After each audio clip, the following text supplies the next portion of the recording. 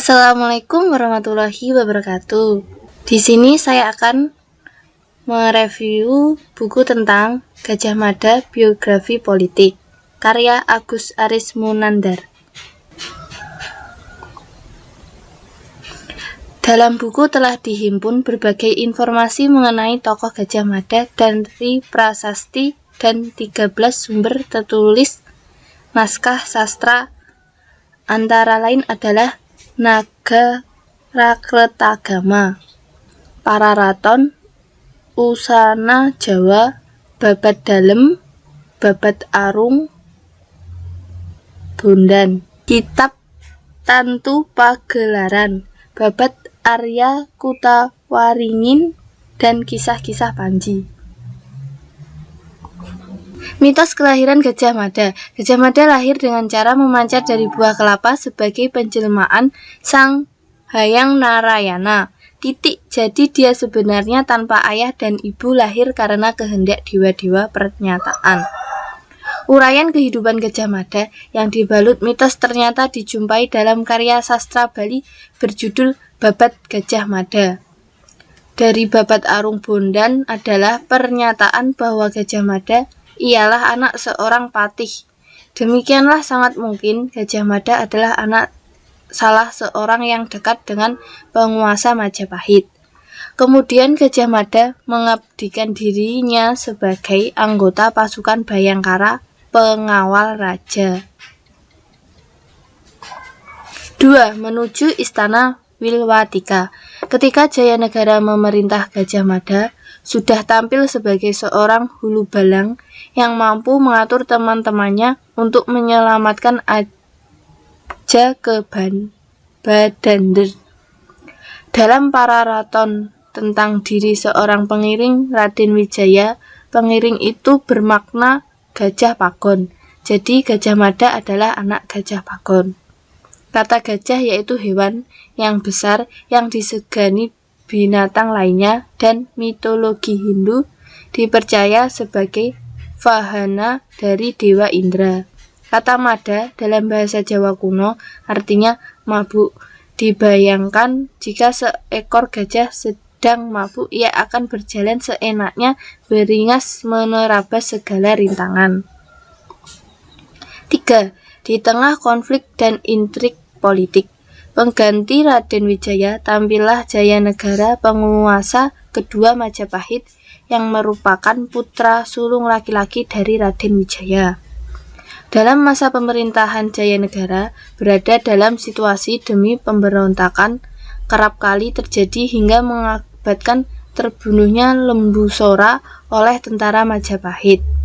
Pemberontakan Ranggalawe terjadi dalam tahun 1217.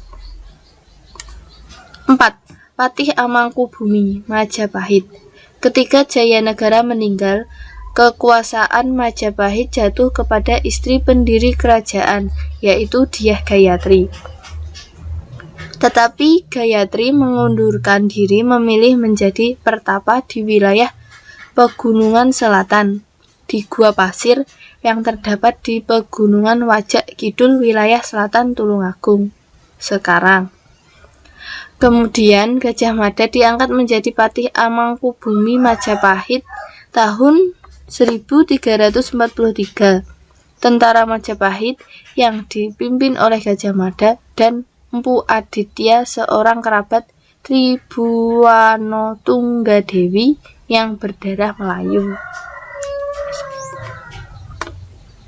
5. Politik Bali Dwipamandala. Pembuktian ilmu perang dan ilmu pemerintah Gajah Mada. Gajah Mada memiliki bermacam strategi dan kecerdikan untuk mengalahkan musuh-musuhnya. Dalam sebuah kisah dikemukakan bahwa kecerdikan dan pengetahuan tentang ajaran Dharma yang diterapkan oleh Gajah Mada untuk mengalahkan Ki Pasung Grigis. Menurut Pararaton, setelah pemberontakan Rakuti berhasil dipadamkan, Gajah Mada setelah itu ditunjuk menjadi adipati di Kahuripan. Gajah Mada kemudian diusulkan oleh Patih Amangkubumi Majapahit untuk menjadi patih di wilayah Kediri. 6. Sumpah Palapa Gajah Mada. Gajah Mada dihubungkan dengan sumpahnya yang terkenal yaitu Sumpah Palapa. Tasviran dalam peristiwa Sumpah Palapa tersebut adalah senjata yang dipegang oleh Gajah Mada, bahwa pada waktu Gajah Mada mengucapkan Sumpah Palapa, ia membawa gada yang diangkat mengarah ke atas dada. Yang dimaksudkan adalah senjata besi yang bentuk bulat lonjong mirip dengan tongkat pemukul dalam permainan kasti. 7. Gajah Mada dan pembangunan Caitya bagi Raja Kertanegara. Gajah Mada pernah mengeluarkan prasasti atas namanya, dikenal dengan nama Prasasti Gajah Mada. Prasasti merupakan salah satu pasar terbaik kondisinya dari masa Majapahit karena prasasti batu lainnya dari era Majapahit tidak ada yang mudah dibaca. Sebagaimana prasasti Gajah Mada ini, prasasti Gajah Mada tahun 1351 dipahatkan pada batu pipih yang telah dibentuk terlebih dahulu dengan puncak lancipan besar diampit 2 lancipan besar diampit simbol puncak Mahameru. 8. Pasunda Bubat Gada Penghancur Kejayaan. Pasunda Bubat dapat dipandang sebagai akhir kegemilangan tugas-tugas Gajah Mada. Karena itu, Pasunda Bubat dapat diumpamakan sebagai garda penghancur kejayaan untuk Gajah Mada, yang dipercaya sebagai jelmaan Wisnu. Keluarga kerajaan mungkin tidak mempunyai lagi tokoh Gajah Mada akibat ulahnya yang menggagalkan perkawinan Hayam Wuruk dengan putri Sunda. Maka dari itu dirancanglah serangan. Setelah terjadinya Pasunda Bubat, sangat mungkin serangan ke Dompo dipimpin oleh Gajah Mada. Hal itu dilakukan dengan alasan pertama untuk menghindari cercaan dalam negeri Majapahit terhadap dirinya, kedua sebagai bentuk meraih kembali kepercayaan keluarga kerajaan kepada Gajah Mada, dan kita dapat pula dipandang sebagai bentuk hukuman yang ditunjukkan bagi dirinya sendiri. 9. Padompo Bakti Terakhir Gajah Mada. Tafsir mengenai peranan Gajah Mada dalam jompo tersebut dapat dijumpai dalam karya sastra koleksi bekas Kesultanan Bima Karya yang berjudul Cerita Asal Bangsa Jin dan Segala Dewa-Dewa yang telah dia lihat sarakan dan diterjemahkan oleh Henry Chambers Royer. Di lain sumber cerita-cerita folklore Jawa Timur menyatakan setelah peristiwa Bubat Gajah Mada lalu menarik diri dari dunia ramai, ia kemudian hidup sebagai pertapa di Madakaripura yang terletak di pedalaman Probolinggo Selatan di daerah kaki pegunungan Bromo Semeru. Adapun Kidung Sunda menyatakan bahwa Gajah Mada tidaklah meninggal atau pergi menyingkir untuk bertanya, melainkan dengan mengenakan pakaian lengkap Dewa Wisnu dia moksa di halaman kepatihan kembali ke alam kayangan. 10. Gajah Mada dalam arca perwujudan. Melalui kajian ini akhirnya dapat diketahui pertanyaan telah lama dikemukakan, yaitu tokoh siapakah yang diwujudkan sebagai arca Bima itu. Tokoh itu tidak lain dan tidak bukan adalah Gajah Mada. Titik setia pada telaah digambarkan dalam bentuk arca perwujudan dengan figur tokoh Bima yang dikenal dalam kisah Mahabharata. Sebagai salah satu keluarga Pandawa, hal penting yang harus lebih lanjut adalah mengapa Gajah Mada kemudian diwujudkan sebagai Bima bukan sebagai tokoh Mahabharata.